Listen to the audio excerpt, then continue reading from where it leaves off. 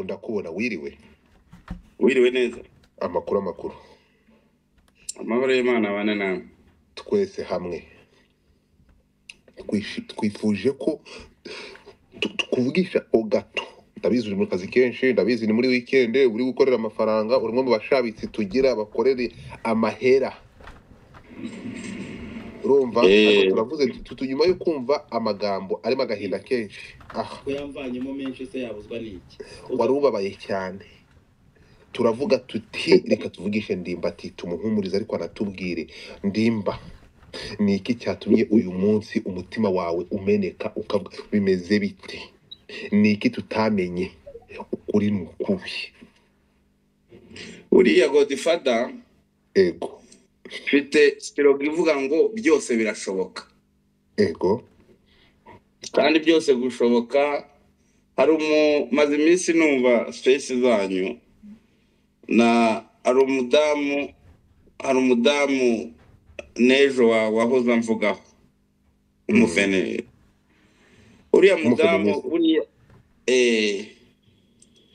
rero uriya nuko umuntu abacecetse.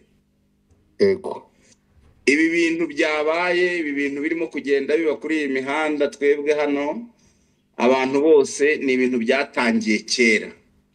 Byabaye nk'ibintangiriraho abantu ntibabibona nubwo na mbere byari bihari. Njyewe njya gufungwa ni ibintu byari byapanzwe. Njya gufungwa byari byapanzwe. Ego Godfather abana banje babaga iwanjye. Abahe abo aba ba Fidausi baraba bato b'impanga. Yego abana ba Fidausi babaga iwanjye.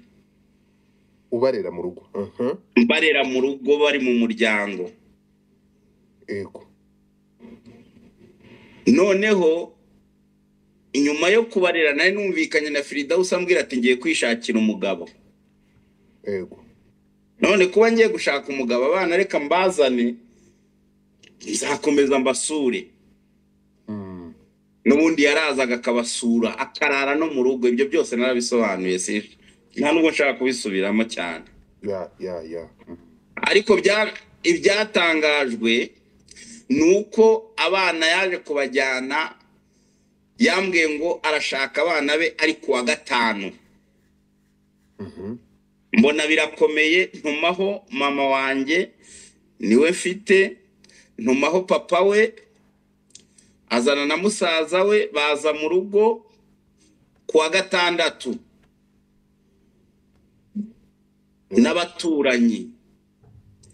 Ndavuga nti ibi bintu ni ibiki? Abana ko ntacyo babaye ko bameze neza, ni mumbarize uyu mugore arashaka kubajyana he. Turicara turabicoca kugeza ubwo se yamubwiye ati abana bareke, aba bana barekere hano ntacyo babaye, genda ukomeze imirimo. Nari namushakiye n'akazi njyewe. Ariko icyo gihe byaranze antegeka ngo ku 300 umukozi uhembwa 1000 ngo uzobere mu byo kurera abana, ngo utari hasi ngo 200 abo bakozi sinzi aho baba. Urumva? Ndakumva. Esanga ntago nabishobora. Ako kanya mu kutabyumvikana ahise afata umwana umwe, urabizi ko ari 2, ahita amujyana kuri uwo wa gatandatu, aramusohokana mwurira na moto ahita amujyana. Turumirwa bari baraho bose. Umwana yasigaranye n'ababyeyi ararira mu gitondo. Papa we ni wamuhamagara amubwira ati garura uwo mwana, niba utamugaruye uzujyane n'uyu. Mu minota itarenze 15 yari ahageze aje kumujyana.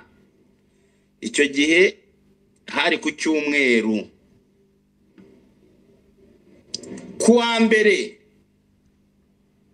ku itariki 8 z'ukwezi kwa gatatu ndabyibuka, uwitwa Sabe nibwo yagiye gushaka asanga Fidausi we na Chita bakora ikiganiro mwumvishe, ari nacyo cyamfungishije. ikiganiro bashakaga ko gisohoka ku munsi w'abagore, niko byagenze, cyasohotse ku munsi w'abagore kugira ngo kigire imbaraga. Uwitwa Sabe arampamagara bamaze gukora ikiganiro ngo mfite amakuru yawe, ati wampa miliyoni 2, ibi bintu ko mbona bikomeye. Ndebye agakino karimo gukinwa, namubwira nti ntazo mfite, kandi koko ntazo nari mfite. Godfather, ibintu byiriwe byacicikanye, ngira ngo mwese mwarabibonye umunsi wose. Ku munsi w'abagore baje kuntwara saa 4 z'ijoro iwanjye ku kazi ku itariki 9. Amakuru nayo rero, miliyoni 2 iyo zitangwa ntabwo ahantu ari kujya. iyo zitangwa ikiganiro n'icyari kujya hanze kigaragaza ko ngo narongoye umwana, kandi nabyo ari ibintu byapanzwe. Ko ntasi niba mwarumvishije, usubire muri kiriya kiganiro naza kumva aho yamubazaga ngo harya ngo wambwiye ngo iki, wumve ko ari ibintu byapanzwe. Ngo wambwiye ngo iki, ngo wambwiye ngo Ndimbati yaguhaye inzoga, ngo harya ngo wambwiye ngo inzoga yaguhaye yari imeze iti. Urumva ko ari ibintu bari babanje kuganira mbere. Ngo wambwiye ko ngo yabanje kuguha inzoga, ngo harya ngo wambwiye ko ngo byagenze bite, akabisubiramo kubera ko yabaga yabyibagiwe kugira ngo bize kugira imbaraga ku munsi w'abari n'abategarugori. Wamaze igihe kingana iki muri gereza? Amezi 9. Uburanye uhinduka umwere. Nabaye umwere. Ibyo ni ibintu byagaragariye isi yose. Hanyuma ikiganiro wakoze uti mu byo nakabo wagombaga kuzira ntabwo bibirimo. Ndimba ibi ngibi byaguhaye irihe somo cyangwa nubuhe butumwa watanga? Jewe siroga yanjye iravuga ngo byose birashoboka. Uwifuriza ikibundi, uwifuriza icyiza undi, uwifuriza ubukungu undi, uwifuriza ubugomu undi, byanze bikunze icyo wifurije mugenzi wawe kirakugaruka. Iki gihe cyose aho waviriye muri gereza ko maze igihe hanze, waba waregereye umuvandimwe kugira ngo ibibazo birangire? Nagiye mbivuga igihe kirekire, nti ngewe ndifuza, n'ubu ndifuza, na n'ubu ndabyifuza kugira ngo umutima wanjye uzaruhuke. Ntabwo ndimo kuvugira kuri Sabe kubera ibyamubayeho. Ibyamubayeho nyine ni ikimenyetso ko umugabo wese ashobora guhura n'ingorane. Ni igihe cye cyo kuvugwa, ni igihe cye cyo kuvugwa. Ntabyihanganiremo pe. Agomba kuvugwa. Ejo hari undi uzaza, undi ejo bundi aze, yewe nanjye nshobora kugaruka. Ariko icyo nifuza ni uko abantu baba bakwiriye kwegerana, ibibazo biri hagati yabo bikarangira. Njye mpuye na Sabe gusa tugahura, kandi duti biriya bintu byawe, kuko Sabe yari inshuti yanjye. Godfather yari inshuti yanjye.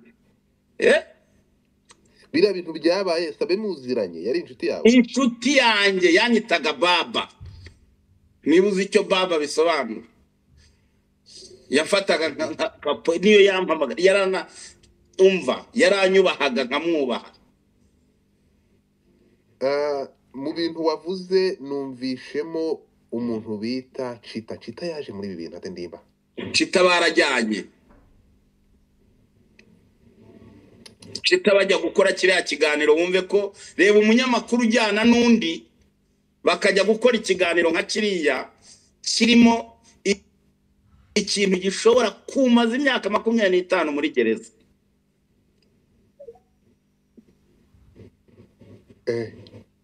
Kandi kigasohora umuntu umwe, ntibagisohore bose.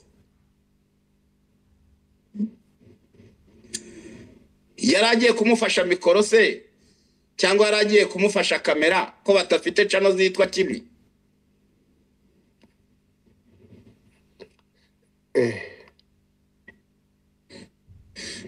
Hanyuma se ubwo icyo utumva ni iki? Ntabwo ari umupango se? Kandi abo bose nkubwira abana inshuti zanjye.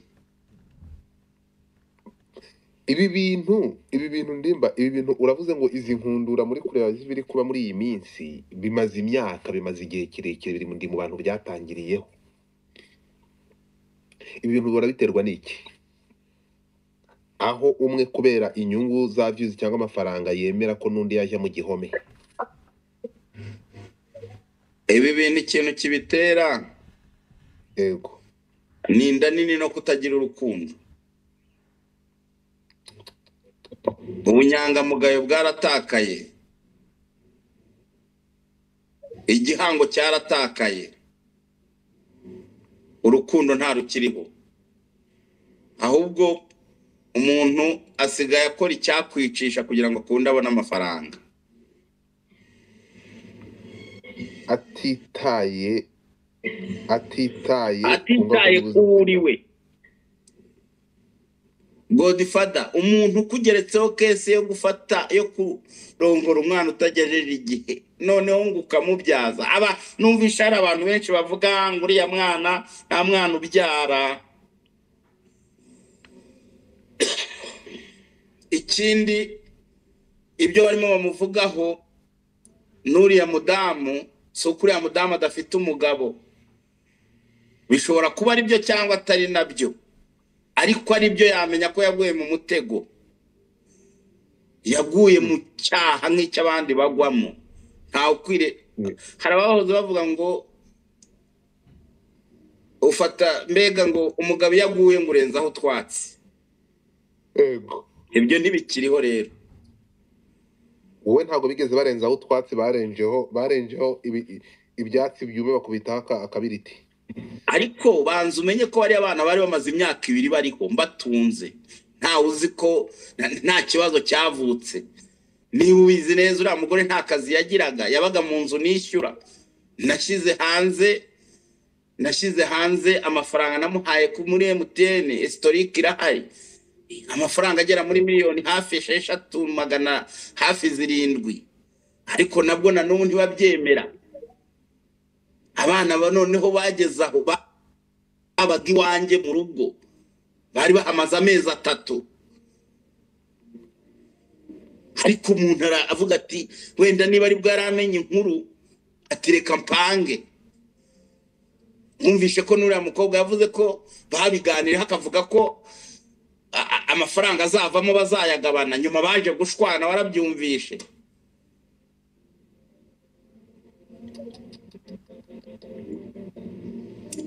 Ndimba Umuntu byose kandi byanyuze mu rukiko, ntacyo ntavuze mu rukiko, ibi ndimo mvuga n'ibyo nsubiramo. Ariko ibyabaye nyuma n'ubundi bakomeje kunyataka. Shore warafunguwe? Ntago wumvisha ukuntu banyatatse kugera ubwo bageze n'ubwo n'uriya mukobwa nyitimbwa ku mugaragaro kuri YouTube. Kavuga ko ndimbwa. Warabaye umwere? Byarabaye ibyo byose byarabaye. Nk'ubu hari ikintu ushaka kuza gukora, abo bagore barengera abagore bagenzi babo, ugasanga nta nubwo bashaka. Ubu abana banjye bagiye muri Nyaruguru mu cyaro, aho bita Muganza ku ishyamba rya Nyungwe, ahantu badashobora kubona n'igikoma. Nyina yarabataye, yagiye muri Zambia gushaka umugabo. Ariko ubu ngubu ndamutse mvuze ngo ngiye kuzana abana banjye, induru yavuga. Kandi abana banjye bagomba kwiga, bagomba kubaho, ariko yabajyanye mu cyaro Nyaruguru. Zaperereza wumve muri uwo murenge. Komeza Ndimba. Makanya nurangiza. Love mute your nonsense Mike. Jesus. Komeza Ndimba. Rero ibyo byose ni ibintu ntarashyira ahagaragara. Bana banjye babayeho nabi, ariko ubwiye nyina yajya akavuga aho ari muri Zambia yagiye gushaka y'umugabo. yagiye abimbwiye ko agiye gushaka umugabo ariko bashobora kwiyerurutsa. Yarabimbwiye ati ngiye mfite umugabo ushaka, ahubwo wamfasha tugashaka ibyangombwa n'abana nkabajyana. Njye naramubwiye ntibanza ugereyo urebe uwo mugabo. Uwo mugabo utaragera aho utazi, ugezeho ugasanga ntawe wari wanjyaniye abana. Hanyuma nubona ari umugabo ushobora kugutunga, tuzabyumvikanaho. Abagabo nibo bumvikana, ariko ubwo bwari uburyo bwo kugira ubwo ngende umuntu winjije wafata abana ngo ndabohereye baragiye, ntibishoboka. Godfather, twebwe dufite ibintu biturimo, dufite ibikomere biturimo, tuba twicecekeye. Abantu bagiye badutera, naravuzwe urabizi, naratutswe, naraharabitswe. Iyo ntajya kugira umuryango mwiza, iyo ntajya kugira umugore mwiza ushyira mu gaciro, wumva ndi mayibobo. Ariko yandwanyeho kubera ko byose byabaga areba, byabaye abana bari iwanjye bafite, bamurara mu gituza bahetse. Ibyo byose byabaye abireba n'amaso yanjye, ariko abantu bajyagaho bakavuga umunwa gusa, bakavuga batazi ibyo bavuga.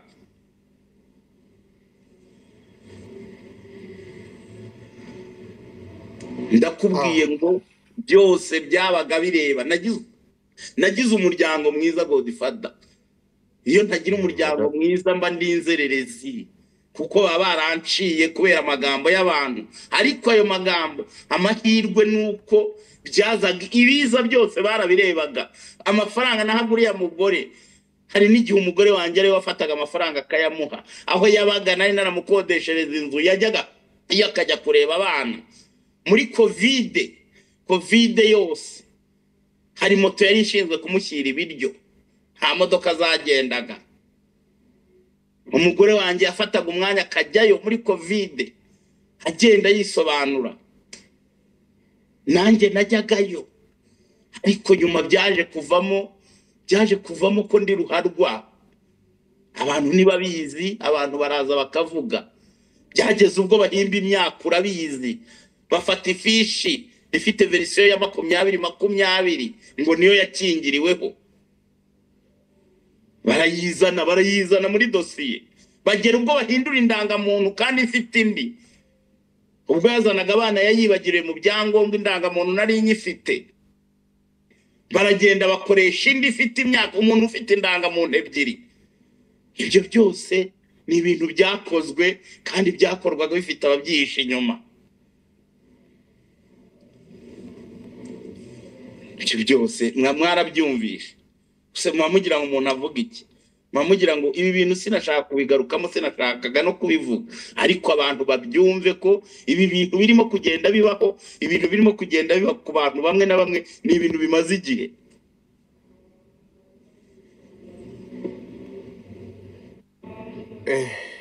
Ndimba, niba ibi bintu bimaze igihe ukaba uri umwe muri byo, kubera iki mutabishyira aha? Nubivuze ngo ibyo umuntu umwe ntashaka kuvuga izina rye avuga birimo ukuri, yaba yarabikorewe muri izi ntambara zimaze iminsi. Aho avuga ko yababaje. Ngewe mvuze ibyanjye, kandi ibyanjye uburyo byumvishemo nawe uzabikoreho ubusesenguzi. Ubusesenguzi nakoraho ni ubuhe? Warahinduwe umwere n'urukiko? Nyine ubusesenguzi burenze ibwo.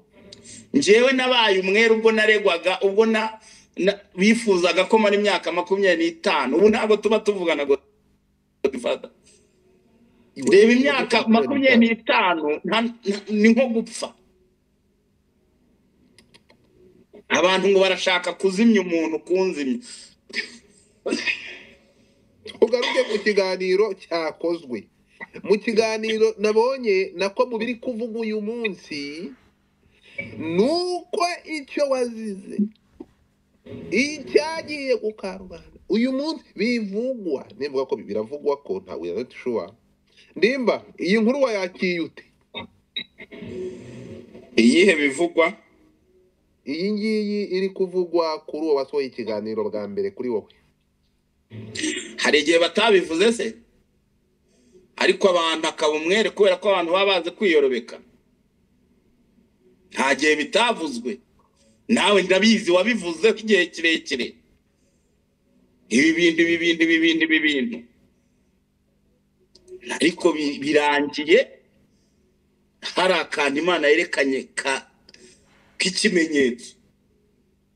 Imana ihora ihoze Ikimenyetso. None se wavuga ngo uriya mugore bahuriye mu kuvunika, umuntu ashobora kuvunika yagiye mu nzira agenda, ariko kuvunika uriho n'uwo bakuvugwaho.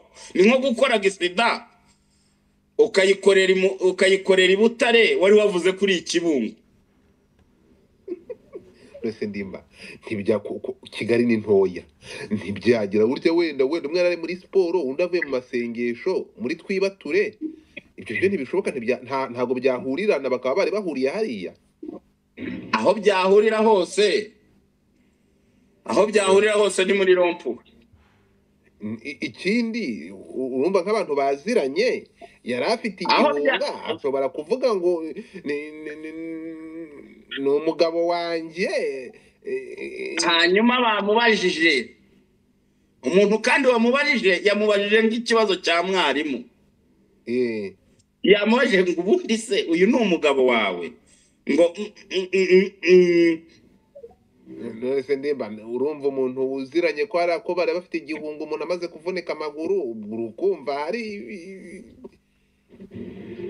ku buryo wakwitirira umugore wanjye se wibeshye. Ariko baba bari mu gihunga kandi bari muri accident. Oya, ubu ngubu ni ukuvuga ko ubu ngubu ushobora kwiyitirira umugore wanjye muhuye umuntu akubajije muri kumwe, ukagira ucye rwose ukibagirwa ko ari umugore atari wawe, ukavuga uti yego. Nese uriya ngirente ntiyaba yibeshye cyangwa wenda yumvishe nabi ndimba. Hanyuma se iyo mpanuka yaba yaturutse he? Se ndimba umuntu nabaye no muri siporo agatsikira. Wabonye se bari bambaye imyenda ya siporo? Baba bambaye amatiriningi, twari kuvuga ko ari gahunda bihaye yo kuzajya bahurira muri siporo wenda ku mugoroba cyangwa mu gitondo. Biriya byagaragaje iki cyangwa biriya wabibonye ute? Uko nabibonye ni ya seroga yanjye imwe ivuga ngo byose birashoboka. Byose birashoboka. Okay, ndimba urakoze cyane. Aya masaha ndabizi uri mu kazi, naringize ngo ugire ikintu tubwira kuri ibi bintu, cyangwa kuko narabonye ikiganiro wari wakoze numva ntabwo bigize. Hanyuma umbwirira abantu bavuga bari abantu bajye babanza bashishoze. Hano hanze hari ibibazo. Hano hanze hari abantu babitse ibintu byinshi. Yego. Nibumva umuntu rero ariko ibyo yarabitse ntibakamufate nk'umusazi.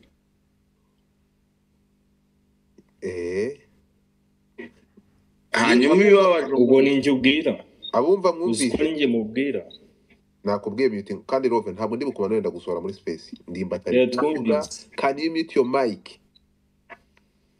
Ndimba komeza utanga ubutumwa bwawe kuko abantu hano bari kugutega amatwi. yewe nagira ngo ntanga ubutumwa buri muntu wese wenda uri kutwumva. Nimureke twubakire ku rukundo kurusha kubakira ku cyo dupfa. Mureke twubake ubumwe. Umuntu wese ufite icyo yumva adahujeho na mugenzi we, ndagusabye egera abantu bagufashe kuguhuza na mugenzi wa, cyangwa utere intambwe mwihuze birangire, kuko byose birashoboka kandi si ntisakaye. Ubwo butumwa nibwo natanga. Hano Kubakire ku rukundo. Okay, reka twumve hano hari kandi uko byagenda kose yego uyu mudugudu iyi si ni umudugudu tugomba kuyibanaho uko byagenda kose. Unkunde ntunkunde tugomba kuyibanaho, ariko icyiza nuko twayibanamo mu rukundo, tukubaka ibiteza bagenzi bacu imbere, nabo bakubaka ibiduteza imbere. Ibindi byose uriya uba ukwiriye kumenya ibyawe, kuko ntawe ugira ibibazo bye wenyine. Urangije ibibazo byawe wajya no mu bavandimwe, warangiza iby'abavandimwe ukajya mu baturanyi, warangiza iby'abaturanyi ukajya muri babyara bawe na bashiki bawe kwa mu yindi miryango. Ibyo bintu wazajya kubirangiza ushaje, ukagira icyo usiga ugutsotse. hari ikintu cy'igihuha kiri kubaho urukumva ndimba ngereka ze cyita igihuha, urimo kumva yego byaravuzwe, ariko umuntu kuba wenda hari ibyo bavuzweho cyangwa bafitanye ukuntu baziranye no kuba bashobora umuntu ashobora kubura accident bari kumwe, ibyo abantu babihuza bite nuko bari bavuye mu mabi cyangwa bari bavuye mu bikorwa byo gucana inyuma? Ibyo bintu bihura bite? Biriya bintu iyo biba bari abantu batari basanzwe hari icyo bahuriyeho, ntago biba byafashe ino ntera. Ariko kubera ko hari ibintu byabayeho Ego. mu gihe runaka, mu gihe cyacese, ni ukuvuga ngo ntago byari kugera, kuko n'ubundi amagisida aba ni menshi kandi akaba bari kumwe n'abandi bantu, ayo ntavugwa. Kuvugwa kwabyo rero nuko nta kibaho kitagira intandaro. Nta kibaho kidafite intandaro.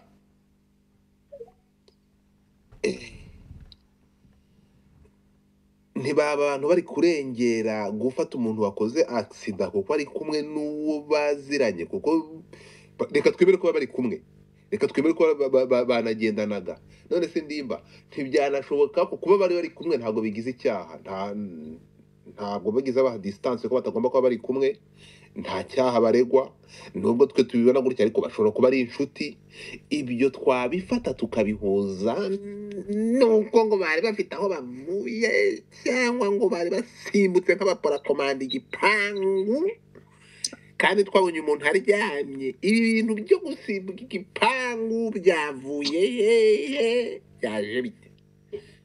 Ese anyway, urumva wabisobanuye neza mu kiganiro wakoze, uravuga ati nge sinshaka guharabika umuntu, nta n'ikibazo mfitanye nawe, ariko ngomba kuvuga abantu bari kuza bakahita babifata, bagafata videwo yo mu muhanda umuntu yavunitse bagahita bayiterura bakayijyana mu buriri. Aba bantu urabona ibintu bikwiye siharabika? Ntago bikwiriye. Ego, ntago bikwiriye pe. Ariko uri ikintu iyo cyajemo ngo ariko ngo uriya muntu ni mwiza, ngo ariko ngo uriya muntu ni imfura, ngo ariko iyo hajeho ariko rero biba bibaye ibindi. Ni ukuvuga ngo ni ibintu bikwereka ko umuntu yari afitwe n'abantu benshi mu mitima yabo, ahubwo barabuze intandaro, barabuze aho bamuhera. Godfather ugize icyuba bavuga bati wa wundi w'umunyamagambo kuba space, sibyo? Icyo kintu abantu bakaba ari cyo kintu bakuzi. ubwo kantu ko kuba umunyamagambo kari ngombwa burangira amagambo menshi ndimba? Ntugira make. waranayakoze bro. Ntabwo ugira make nawe, icyo kintu cy'ukiziho none nicyo wazira, nawe wazira icyo. Uravuze ngo nzazira umunwa? Nta kindi waza uretse umunwa wawe pe. Kuko nawe buriya uri mu bantu ndimba, buriya nawe uri ndiye mpwisa, buriya nawe uri mu bantu, ntabwo uri mu bantu bakunda, nawe buriya uri mu bantu bakunda byacitse. ariko buriya kugira ngo mvunike Ariko byacitse yawe igira umumaro. Ariko niko gakaze. ariko ako kantu kuvuga ko nzazira umudomo kugira ngo nzige isana hejuru wampaye iminota niko ibiri rero reka tuganire ndibati ndagushimiye niko kandi kare ubu ndakubona wiriwe wiriwe neza amakuru amahoro y'Imana abane nawe twese hamwe twifuje ko tukuvugisha o gato ndabizi uri mu kazi kenshi ndabizi ni muri weekend uri gukorera amafaranga urimo mu bashabitsi tugira bakorera